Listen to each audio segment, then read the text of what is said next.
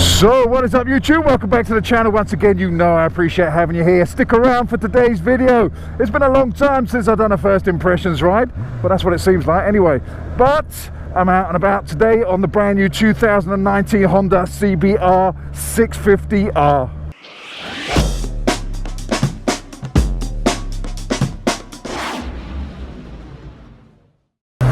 Thanks for sticking around. I've been looking forward to this one for a while. I've been very ill over the past 9-10 days, so I should have taken this out last week, but I didn't. And I'm on a diversion at the moment. The road was closed, which I wanted to go down, so I'm down on this country lane. It's very slippery.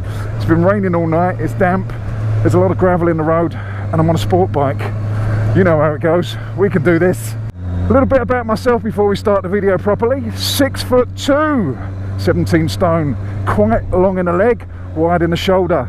And it's just so you know how I get on with the ergonomics. That is a massive pile of mud in the middle of the road. Oh dear. This is not the ideal start to a test ride. Who knew the CBR650R would be an off-roader? Anyway, back onto the main route now. Thank you very much again to Doble's Motorcycles down in Coulsdon. If you are in the area, go and check them out.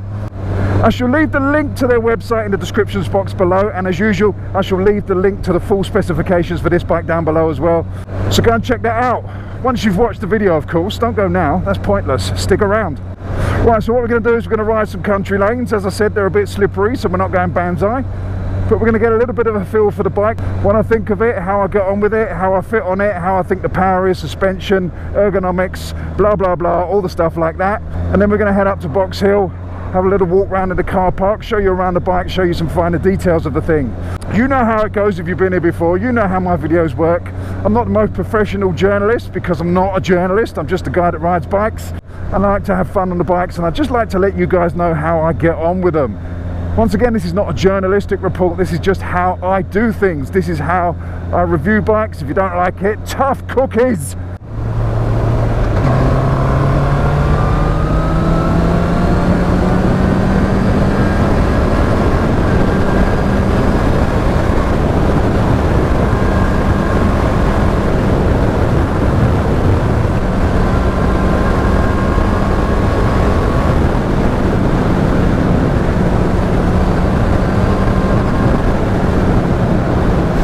Right, so initial off the bat suspension wise, I don't normally start with the suspension, but that little bit of road there was so bumpy and it usually bucks you all over the place, but this bike handled it pretty well. The suspension's on the softer side of sporty. It doesn't bang, crash, doesn't throw you around. It's very nice. I would say this bike is more of a sports tourer than an out and out sports bike. The engine doesn't light up and just go crazy. It doesn't kick you in the face. It's very progressive, very easy to get on with. This is just a first impression. I haven't really opened her up and gone banzai with it, but over these little bumpy roads, these country lanes, do you know what? It handles it so much better than I thought it would. I thought it'd bump and crash all over the place, but it doesn't. It soaks them up really nicely. As per usual, the settings are just straight out the box. Is what I pick it up with. Don't fiddle around with it, just jump on and ride. Right, so let's hang back and see what this rev range does. I'm in third gear now. I'm just poodling along, making sure there's nothing behind me. We're just over 2,000 revs, 19 miles an hour, 18, 19 miles an hour. I'm just going to give it a little bit of a roll on now, see where the power kicks in. Right, not a lot, not a lot. 4.5, 6, 7. So 4.5 you get a little bit, 6 you get a little bit more, then around 7,000 revs it seems to give its full sort of like shebang. Yeah, it's definitely around that 7,000 mark, 6.5, 7,000 on the revs, where it gives a little bit of a kick. We're going to take it on some faster roads than I normally take it on, some more sweeping bends, because that's what this bike's for. As I said, it's more of a sport tourer. In my mind, Honda might market it slightly different, but I'm going for the sports tourer market. It has got a slipper clutch as well, which is nice. So on the downshift you haven't got to worry about that rear wheel locking up, so you can be a little bit more aggressive on the downshift. Looks like we're going to be sat behind a load of traffic going down Reigate Hill at the moment. So let me tell you a little bit about the ergonomics, how I fit on it, what I feel like. As I said before, I'm quite wide in the shoulder, 17 stone, 6'2" long in the leg. For those of you that don't know the conversions for 17 stone or 6'2", you can Google it. Right, so what's it like filtering? I didn't plan on doing this today. Very easy. It's a very easy bike to get on with. The clutch is nice and light and it's so smooth. Being an inline 4, it is really smooth. So you don't get that jerkiness at a low speed that you can get with certain twins, triples or singles. Right, so filtering, just tickling that back brake works really nice. It's a good back brake. It is ABS, so it's not going to lock up on you. You can use it a little bit more aggressive than you can something without ABS. And I tend to use a lot of back brake when I'm filtering, just to adjust the bike, just to slow the speed down, give me a little bit more control. I wasn't planning on doing any filtering today, but it's nice to get this under the belt to see what it's like if it was going to be a commuter, and it's not too bad. I mean, it's a little bit too on the wrists for me to commute on, but you can do it. The engine's so nice and smooth, the clutch is light, it's really easy to control. It's basically a Honda. You know how it goes with Honda. You sit on the bike, you start it up, you let the clutch out, and it's bloody easy to ride. And this is no different. I would say as a sport bike or sports tourer, whichever category you want to put in it, this is not intimidating at all. It's got enough power up the top there to have fun, but when you're plodding around like this and you're having to do the commuter thing, the slow traffic stuff, it's bloody good. It really is good. As you guys know, if you watch my channel, I'm not a sport bike fan. I don't get on with the ergonomics. I feel a little bit crunched up, but I'll talk you through the ergonomics of this, and that's not too bad. The bars are a nice width apart and they're not too focused, they're not too down on me. The foot pegs are bloody brilliant. The position, I love it. This is the one thing I do like about sports bikes, and that's the position of the foot pegs. I find it really comfortable, my legs tucked up behind me with my heels dug in a little bit. I mean, it's not completely extreme, so it's not too bad. And as I said, I've got very long legs, so when they are extreme and they're tucked up, it's not that comfortable, but this is pretty good. I've got quite a lot of wiggle room in the seat, backwards and forwards, so I can get comfortable in it. It's not too much of an issue. I'm not sure how it would be on a very long run, like touring. For me, I wouldn't tour on it, but for everyday use and the occasional tour, I don't see it being a problem. And it certainly means when you get to wherever you're going, you can have a little bit of fun. When we get out to Box Hill, we'll have a look at the clocks and everything around it, go through the dash, go through the details around the sides, the backs, show you the wheels, everything like that. But until we get there, we're just going to play a little bit and see how we get on with it. Mirrors, pretty good. I like them. They're far enough out front so that I can sort of like put them out at an angle where I can see behind me. I still have to tuck my elbows in slightly, but it's not too bad. I can pretty much see everything that's coming up behind me. Screen's pretty useless for me. I'm too tall, so I'm getting the air blast right here. You might be able to hear it on the camera because it's hitting me right under where the visor's slightly open. Right, we've got a couple of nice bends up here, so let's see how it handles. It's only done 100 miles, so I'm not sure how these tyres are going to fare, but we'll give it a go. I'm not going to get my knee down, don't worry about that, but we are going to see how it goes around the bend, see how it handles.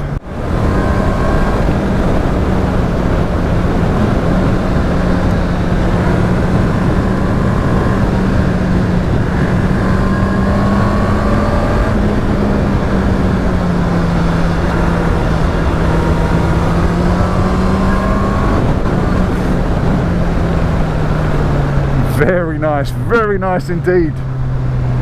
Quite neutral handling. I felt the back twitch slightly because the tyres are new, but nothing too scary. The traction control didn't kick in, so it's not too scary. I did feel it twitch just ever so slightly, but the roads are damp, new tyres, you know how it goes. Wasn't pushing it to the extreme, but it handled that really nice. Went side to side really well, felt very neutral. Didn't have to fight it on the flip there. What I mean by fight on the flip, I didn't have to force it one way to the other. It's quite neutral and natural the way it went from left to right, or right to left even. So first impressions of the, I suppose they call it the flickability. Hate that bloody word, really hate it. The handling, first impressions of that is pretty good. Once these tyres are bedded in and you got used to the bike and you know the roads, and the roads are a little bit drier, it's going to be good. It's going to be really good. I mean, we're sitting here 28 miles an hour, 30 miles an hour, just over 2,000 revs, 6th gear. Doesn't feel like it's chugging at all. It feels so nice and smooth. This engine truly is a peach. I was hoping it wouldn't be too extreme sport bike, and it's not. Now don't let that put you off. It has got an R after the name, not an F. It is a replacement for the 650F, but I would say it's a marked improvement. I've only ever sat on the 650F, never ridden one, and to be honest, I didn't really like the bike. I didn't like the look of it. I didn't like the dash. I didn't like the way it was marketed. It's marketed as a commuter come sport tourer, and it kind of fell dead in the water for me. It's just my opinion. You can agree or you can disagree. Leave a comment in the comment section below. People that bought them loved them. It was a really good seller, and I see why. It's just an easy bike to get on with. But this is another step up. This is a different level.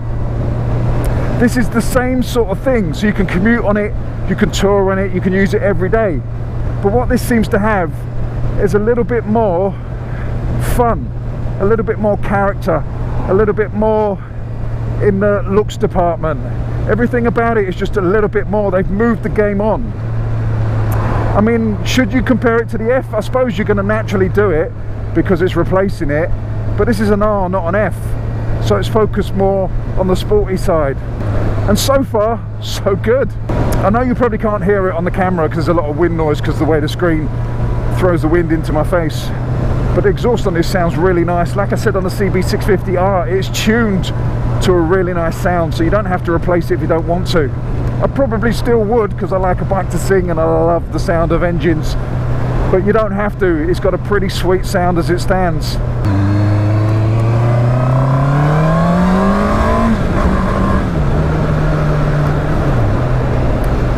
Again, over those bumps. I'm shocked at how well this bike handles bumps. Normally when you're on a sports type bike, it kind of bounces all over the place.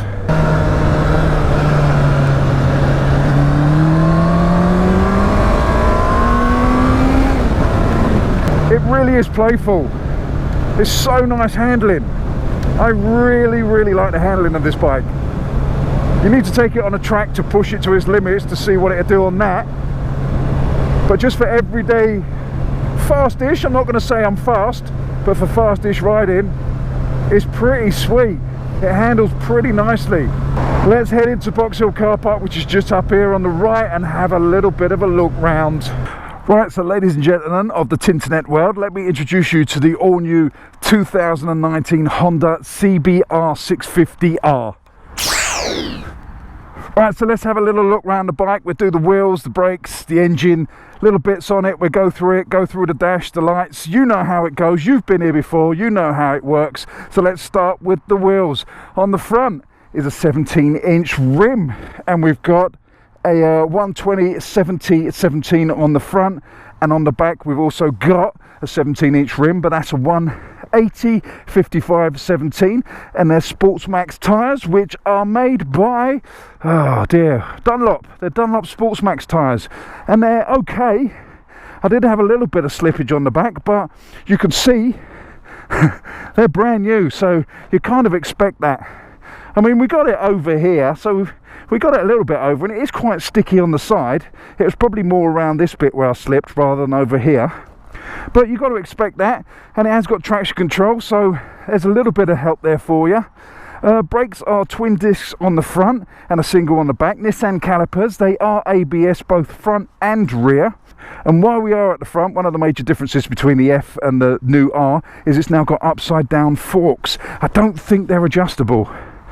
No, they're not. They are Showa, and they work pretty well. I didn't have any problems with them over the bumps skitting or making it feel uncomfortable or feeling like the front end is going to wash out at any point. So they are pretty good, and they're a marked improvement on the standard forks.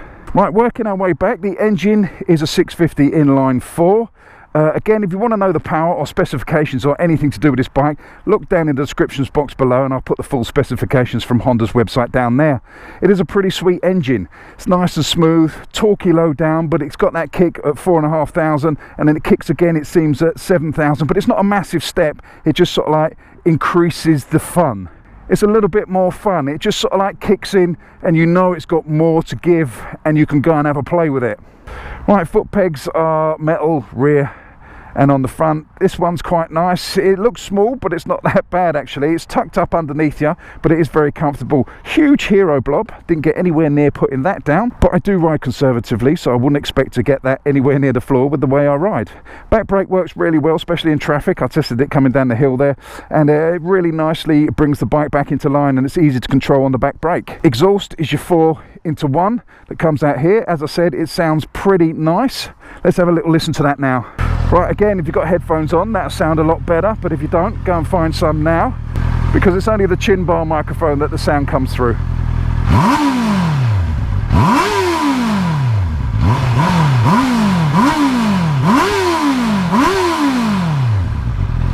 Yeah, as I said, she sounds pretty sweet. Right, on the rear you have got this hugger, which is nice. A lot of bikes don't come with huggers these days, and I do like that. It stops all the crap getting up here. But we shall get on to the elephant in the room, and that is this rear section here, the same as the CB650R.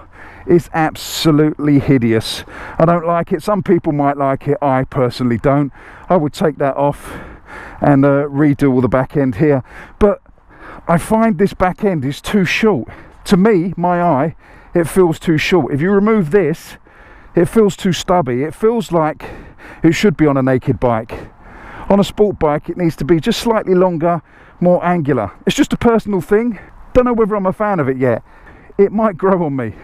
It'll take time. The beauty of the back end, if you don't like it though, is you can't see it when you're riding. It has got these little grab handles which are under here, so you can grab on there.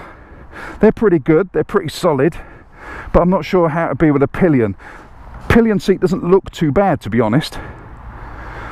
Rider seat is pretty comfortable. There's a lot of wiggle room here. There's just enough, what you call step here, for you to sort of like put your backside into and tuck in, so you're not sliding all the way back when you accelerate, but there's enough for you to get more comfortable. If you're going a long distance, you can adjust yourself a little bit.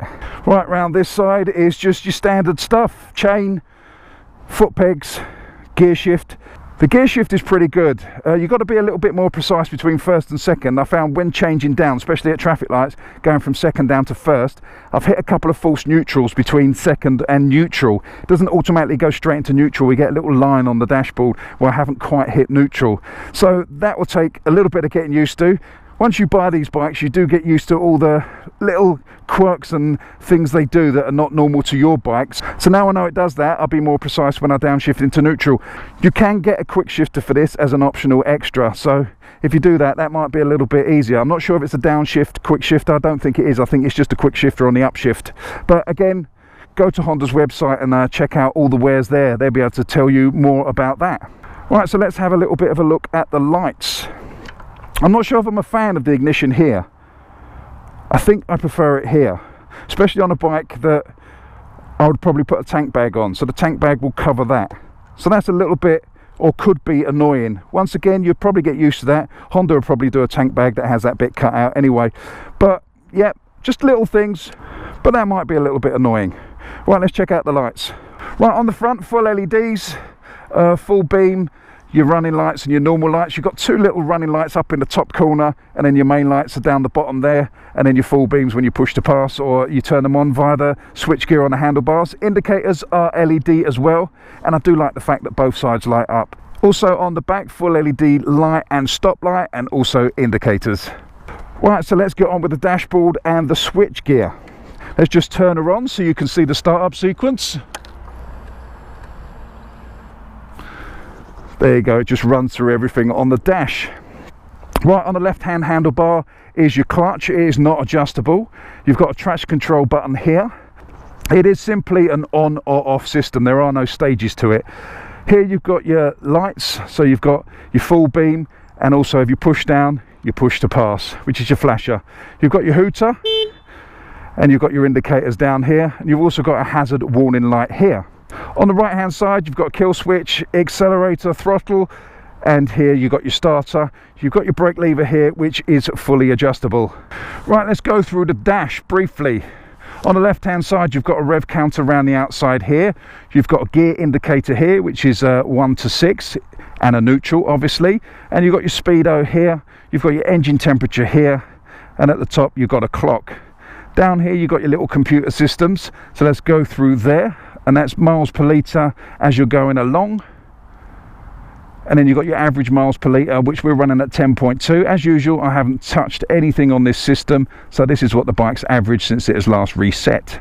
Litres is 7.3. I'll assume that is litres used, because when I picked it up it was on 6, now it's on 7.3.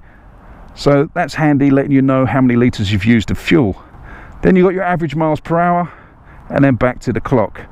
On the other side here, you've got your total miles, then you've got trip A, trip B, and then you've got your revs per minute. Again, I shall show you that. Let's start her up, and you can see it just going up and down on the revs there. On the right hand side, you've got your lights, you've got your traction control, which is telling you it's on. That will go off at 5 miles an hour, as will the ABS light down here. You've got your oil warning light here, you've got your neutral, you've got your full beam, you've got your traction control off light here. So if I hold that down on that side, that comes on and it tells you the traction control's off. Hold it down again and it goes off. The light goes off, but the traction control comes on.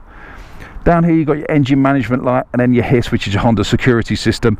On the right hand side here is a little shift light. That's quite handy, so when you get to optimum revs, that'll light up and let you know when to shift. Down the bottom here you've got your indicators left and right. To show you under the seat, so let's do that now. And there you go, that's the space you've got. Not sure how waterproof it would be, but you've got a decent space in there for a wallet, phone, and a few bits and bobs. You've got your toolkit as well, but all in all, not a bad space. Not a great space, but not a bad space. You've got to remember, this is a sport bike after all. I wonder how many people are going to put a back box on it and ruin it. I probably would, because I like my creature comforts. But anyway, that's enough about me and my boring lifestyle. Let's crack on with the ride.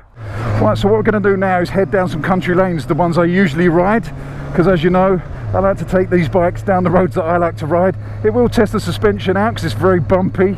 It's a very tight, not so twisty, but it's a very narrow country lane. Those of you who have watched these videos before will know where I'm heading already. But I do love the road, and it does test it out, as I said, because it's very, very bumpy. I'm expecting good things from this, so we shall see. Afterwards, I'm going to summarise and let you know what my final thoughts are on this little beauty, the Honda CBR650R. So let's hit these lanes. Just close that visor right off because I do get the wind in the face. Oh, I felt the back slide quite a lot then.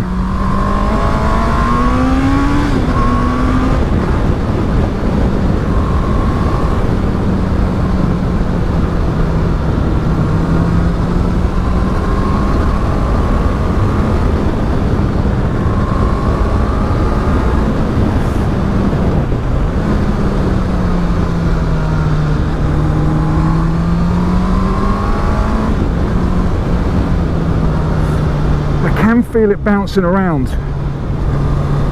I mean, it's not really designed for these roads, but it is bouncing a little bit. Not scarily, but you can feel it just hopping slightly at the back. But it is a damp day and it's a very damp road. I don't know if it's coming across on the GoPro, but it's not the grippiest surface you'll ever come across.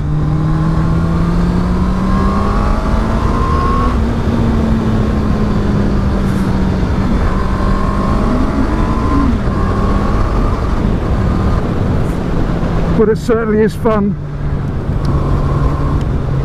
If it was more of a sport bike, if it did have harsher suspension, then it would skip a lot more than it is doing. So in that respect, it's pretty good. To be honest, I could probably ride the CB650R, the naked version of this, quicker around these sort of roads than this, because it's just my style of riding. This being crouched over the front is not my style. Although it does give you a lot more feel for the front end. I don't know why I prefer to steer a bike rear wheel wise, if that makes any sense whatsoever. Probably doesn't, but very rarely do I make sense, so you're just gonna have to get used to me.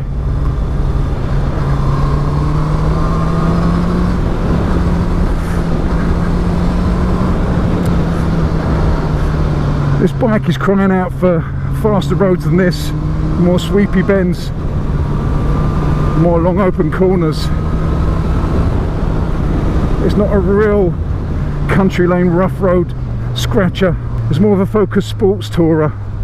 I'm not disappointed. I was kind of expecting that. I was expecting it to be worse than it was, actually. I was expecting it to jump around a lot more on that road. As I said, that road's quite brutal for the suspension, but it handled it really, really well considering what I was expecting. I was expecting a lot worse. Remember, this is standard forks, standard rear shock setup. Right, so let's give you a brief summary and then end the video as I do with all my videos. It is the big burning question: would I buy one? Would I put my hard-earned shekels across the table and buy one of these and put them in the garage? Right, so the summary is, let's just quickly run through. Ergonomically wise, it's pretty good for a sport bike for me. I'm usually in a lot more pain than I am now. The wrists are starting to ache a little bit, but not too badly. The leg position, I love it. It's pretty spot on. They are tucked up behind me, but I find that very, very comfortable. And because there's a little bit of wiggle room in the seat, backwards and forwards, I can find a good adjustment to keep myself comfortable. The brake lever and the clutch lever is nice and light. I would like that adjustable, but it's not a deal breaker. The brake lever is fully adjustable, and I've positioned that in a place that's nice. While we're talking about the brakes, they are pretty good. They're ABS front and rear. I did find the back a little bit sensitive, but that could be because the tyres are cold and you find it just not locking up, but you can find it just squirreling a little bit on that back brake. But it's very, very good when you're in traffic, just dabbing it and keeping it all in line. Front brake I haven't used in anger, but it's got good feel and it's ABS, so it should keep you out of trouble. Dashboard, I like it. Very easy to read. Numbers are big, gear shift indicators big, the rev counters are easy to read. Much improved over the old CB650R. I prefer this dashboard a lot more. Gearbox is nice, slick. 1 to 6 gears are pretty good. Did have a few problems with false neutrals between second and neutral, but I've ironed that out now by being more precise on the downshift. Again, as I said before, with the walk round, it's not a deal breaker. You just get used to the little quirks of bikes, and once you get used to it, you don't seem to do it too much. So I've ironed out that one, but that was the only slight glitch with the gearbox. That'll probably loosen up with time as well. Mirrors, pretty good, far enough forward that they're out the way of most of your elbows. I can still see my elbows, but as I say in most videos, I've got lovely elbows, so it's not a bad thing.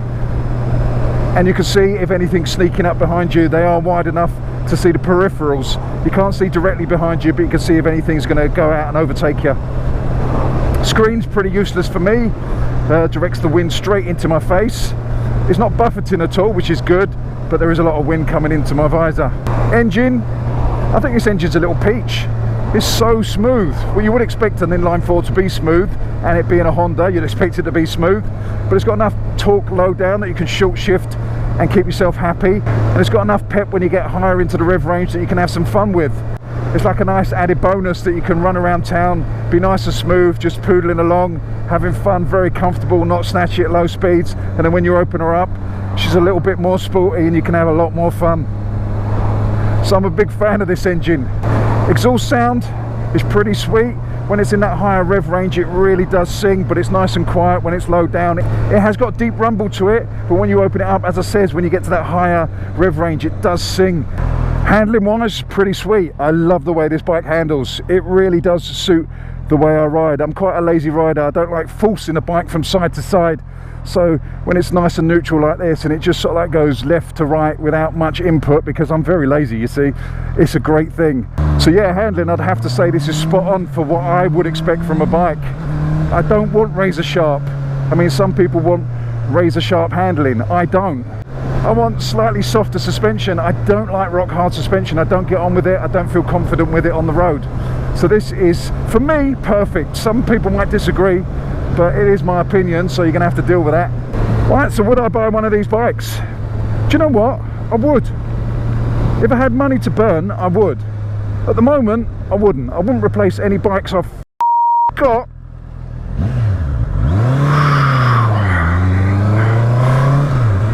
Well, there you go, the ABS works. I can vouch for that. Had the back wheel in the air slightly then, but it did stop me on a damp road. Whoa, that woke me up. So anyway, back to would I buy one? Yes, I would if I had extra money. No, I wouldn't swap anything I've got for it at the moment, and I own an Africa Twin now and a CRF250. But you can see why I wouldn't swap, because I'm an adventure bike man and sports bikes are not my thing.